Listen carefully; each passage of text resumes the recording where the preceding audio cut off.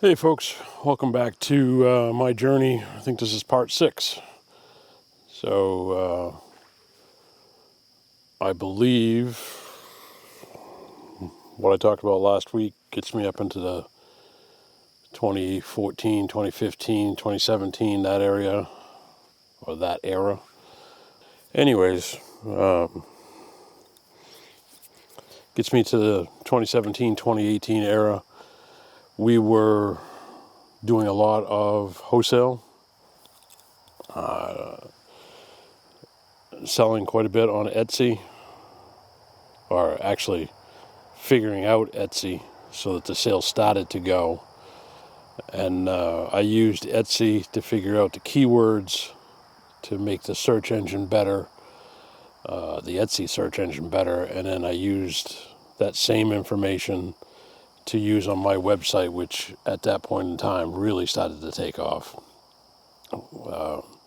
So that's one of the things to concentrate on if you're on Etsy. Concentrate on the keywords, figure out what's bringing the people in, and if you have your own website, transfer that over to your website, that information or that knowledge. So yeah, 2018, 2019, 2020, everything was going pretty well. I was teaching classes at Rockler and on wood turning, and then March of 2020 hit, and the world suddenly stopped. Consequently, the orders stopped, and you didn't know what you could do. You didn't know if you could go outside, and especially the people in the cities. Up here, it wasn't a big deal. We're far enough away from everybody else that we didn't have to worry about that kind of stuff. So we concentrated on what we could handle, what we could get our hands around. But mid-March of 2020, the world stopped. We knew there was a slowdown coming because you could feel it. January and February, they kept talking about things. Turned out it happened to be the COVID virus that they were talking about. So anyways, world comes to a screeching halt. All the orders stop. Whatever we had left, we finished up and got out. And sorry, I picked another night where I thought it was going to be bug free down here, and it's not. 70 degrees here in Maine, low humidity, and the bugs are hungry, I guess. So anyways, world stops. We get the orders that we had out, and then we didn't have anything, I don't think, for orders. I think I had an order in June. And then one of my clients that I had met at one of a kind show contacted me and asked if I would make pens to send out to thank his clients. So we did that. I can't remember how many we made, 50 or more. And that really saved my butt through that summertime. And then in August, as the world was starting to figure out little bits and pieces, all of the shows had been canceled. It didn't matter what the show was. The government had shut everything down. So whether you believe in it or not, it's irrelevant. This is what actually transpired from a business standpoint. The shows stopped. The orders stopped because nobody knew if their money was going to last. They didn't know what was happening next. There was talk of sending money out, but I don't remember when that happened, and I don't think it had happened by that point. So our customer really bailed us out. I actually thought the business was done. And by August, the world was waking up again, or coming out of its cave or wherever we'd all been hiding. And that was probably the busiest Christmas that I've ever had, was in 2020. We couldn't make things fast enough. Luckily, I had a huge stock because I was prepared for shows that literally I was sitting on thousands of dollars of mechanisms and thousands of dollars worth of wood to turn and make things out of for those shows that disappeared. So, I mean, panic mode was in full swing in June and July. And like I said, when August rolled around, it started to take off. And then each month got busier. And literally, we shut down the website and we shut down Etsy so that I could get everything done to get it out to everybody. Luckily, we all made it through that crisis. And 2021 was another good year. 2022, we started doing shows again. I think in 2021 we may have done one or two. In 2022 we started doing shows again.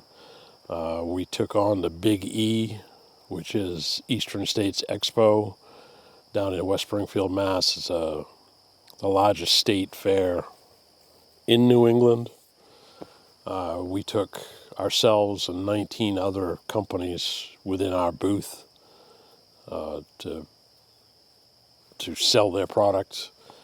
And that was a good experience, enough so that we've done it in 2023, and we're getting ready to go again in 2024. We have cut down the number of people in the booth. I think this year we're down to 12 or 13, and that seems to be a manageable number in our booth. We love representing the other companies and talking about Maine and the other companies' products that we have with us. We're still doing the one-of-a-kind show. So, I mean, basically rising from the ashes of 2020. And it's, I think every business person out there will tell you the same thing. Unless they were making PPE, then, you know, we're still figuring out how to recover from this. So, I hate the word pivot, but there was so much of it going on in 2020 and 2021 to try to figure out what we were going to do, how we were going to sustain, get back where we had been. We changed a lot of product lines. So, you know, I hate the word pivot, but I guess it's probably an appropriate word.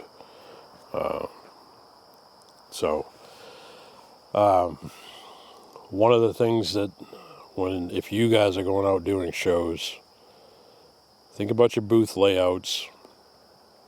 I see a lot of people, especially the lower end shows where you're paying $50 either for the day or for the weekend, or maybe you're paying $150.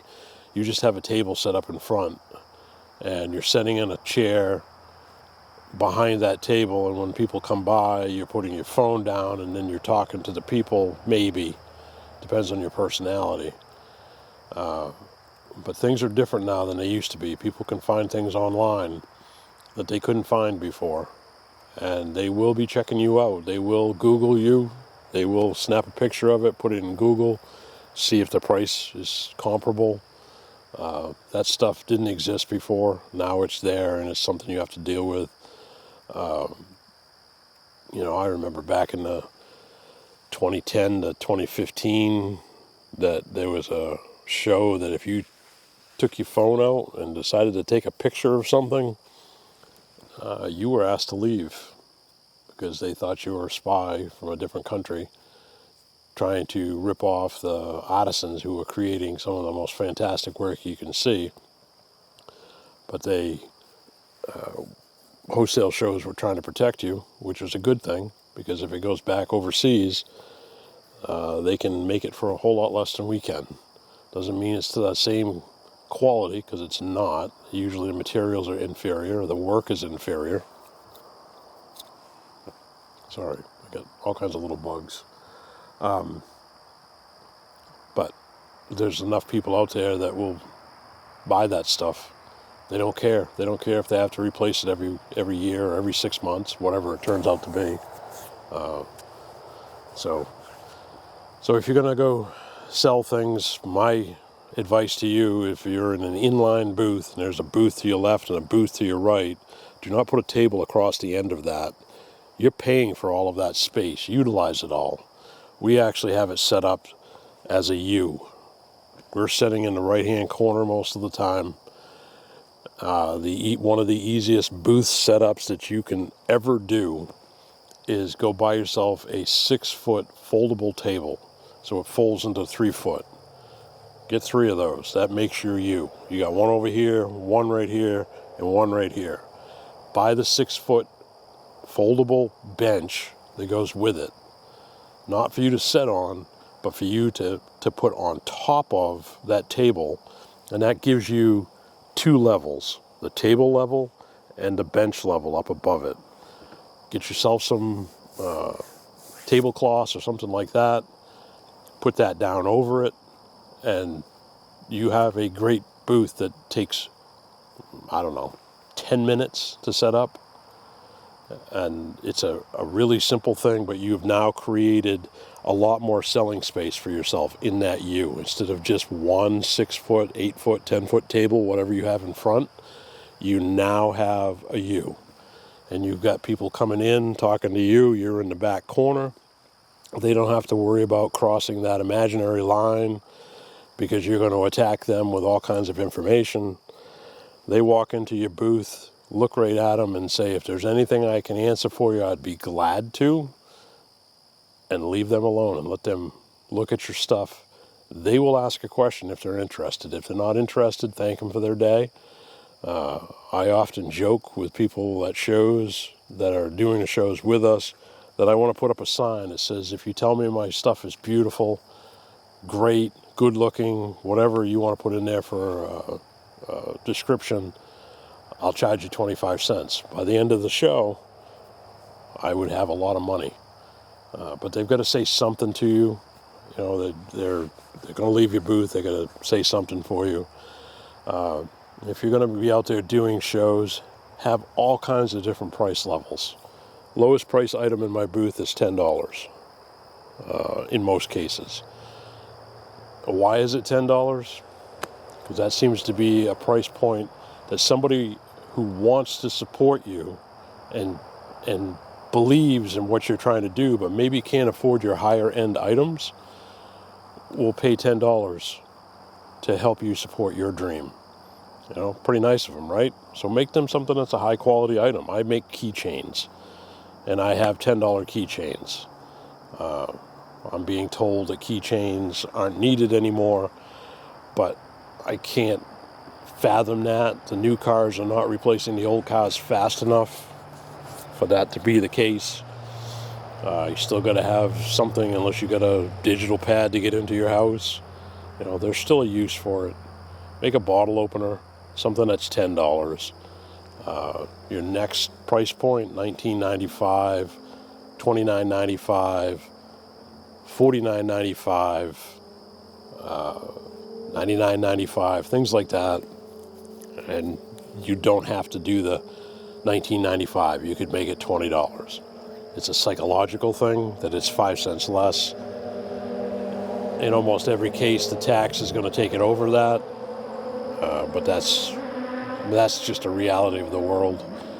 I believe politicians everywhere want to get deeper and deeper into your pockets. And so it's a fee, it's a tax, it's whatever the politician wants to call it today. Because they literally are doing nothing to earn it. So that's pricing structure for you. Just find your different levels.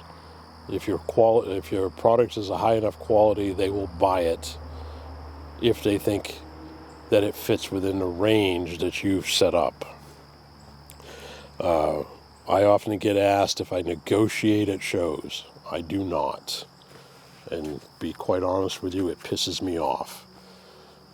I've put a lot of hard work into learning how to do what I'm doing.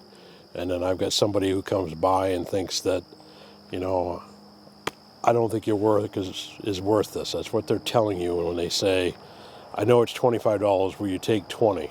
No, but I'll take 30. And that usually stops them and makes them think about it. And they're like, that's not a negotiation. Actually, literally, it is a negotiation. You're just going in the direction they didn't want you to go because they went in a direction you didn't want them to go. When they go to the store, they don't negotiate with the store, but they think they can negotiate with an artisan. I don't understand the concept. If you're going to support somebody, don't support the multi-billion-dollar or gazillion-dollar company. Support the artisan, the person that's out there who is actually going to support the Little League team that your kid's going to play on. For the most part, there's only going to be a couple teams that are going to be supported by a big corporation. And the most of the rest of it, the person that's you're trying to make a deal with is the coach or the assistant coach or the mother who's driving everybody in the van, that kind of stuff. Think about what you're trying to negotiate. You're hurting the wrong person. Go negotiate with Walmart. They got plenty of money. Same thing with Amazon. But they don't negotiate.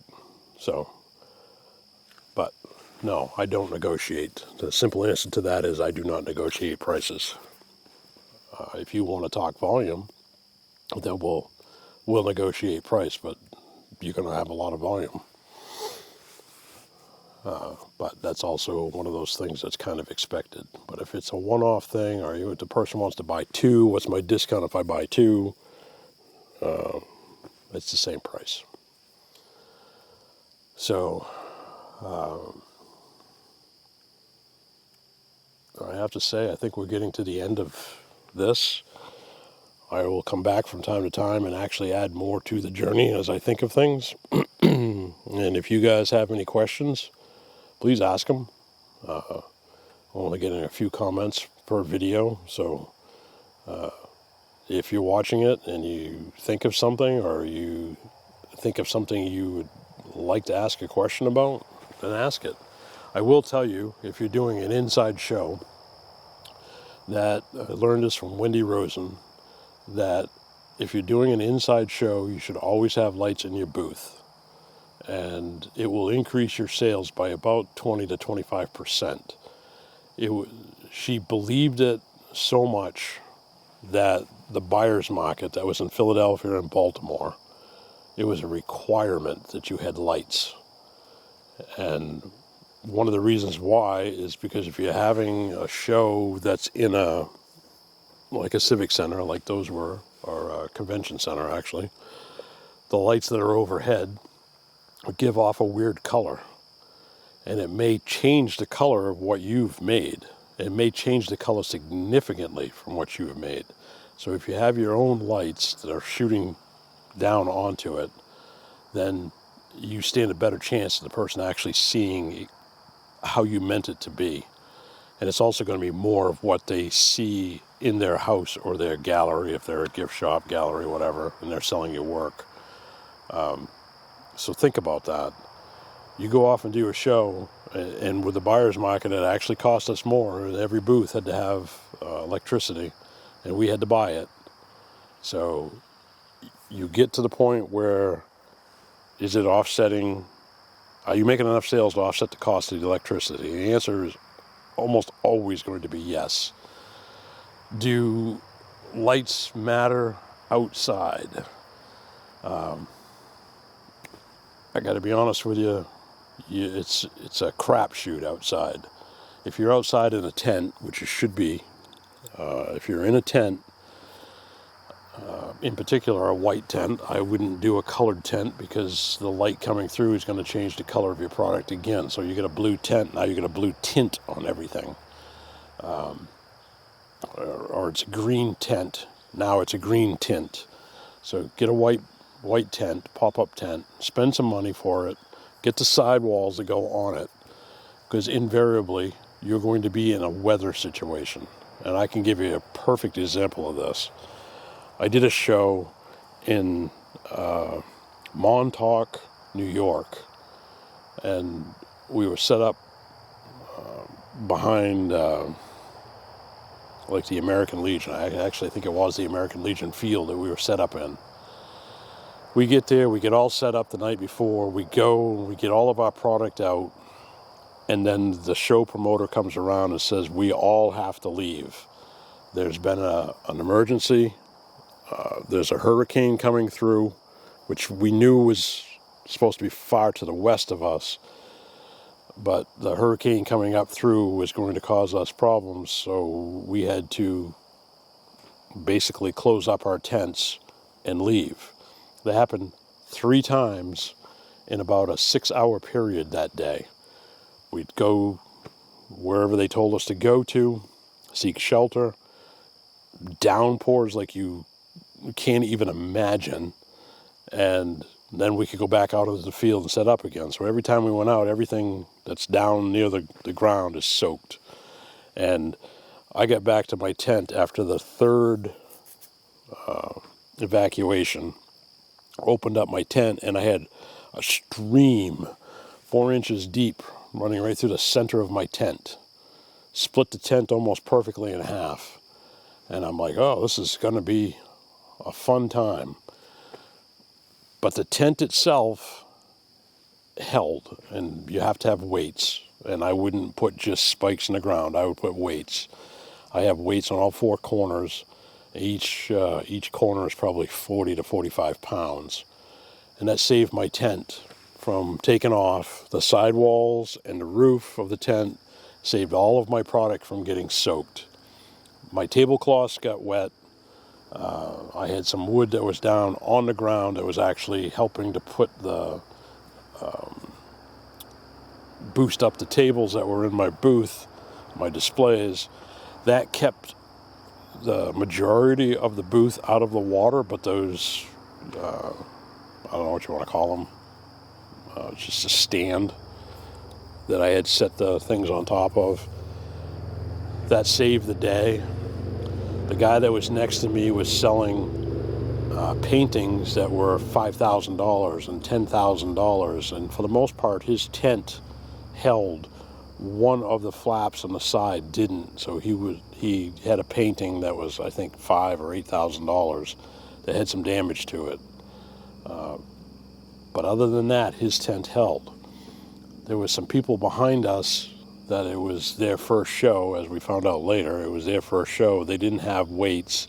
The tent blew off. The product blew off. The winds and stuff that were there were pretty strong, but the water was incredible.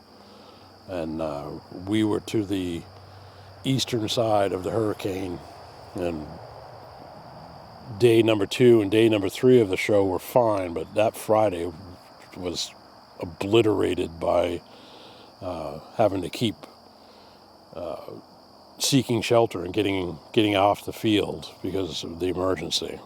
So make sure you got a tent. I would make sure it's white, and get the sides for it. Make sure you know how to use it. Clip it all up. Get the weight bags that go onto the tent if you're doing outside shows. We've seen too many people in what you would consider to be a mild wind lose their tents.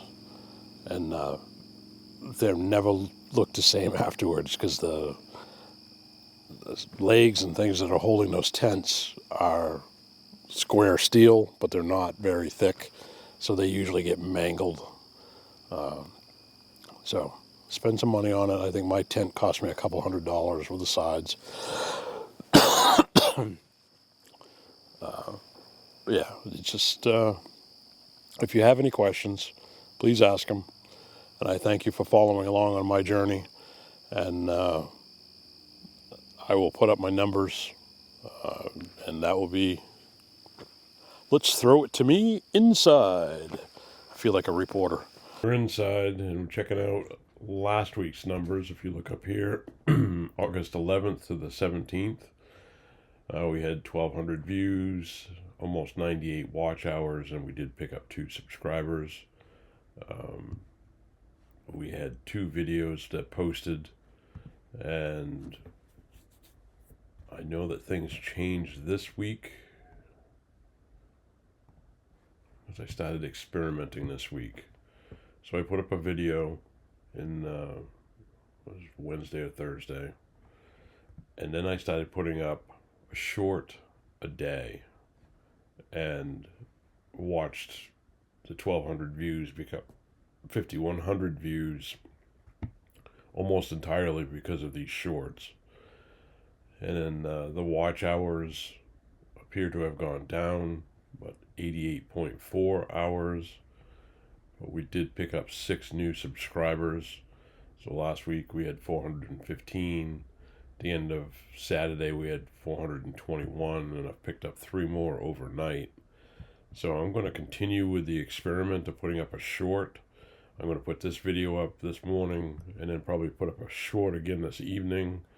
And I think I'll do it for another week just to see what happens with it. I really have not figured out anything about YouTube and the algorithm other than trying to be consistent. And that's only really been for the last 6 weeks. So hopefully life doesn't get in the way too much and we're able to continue.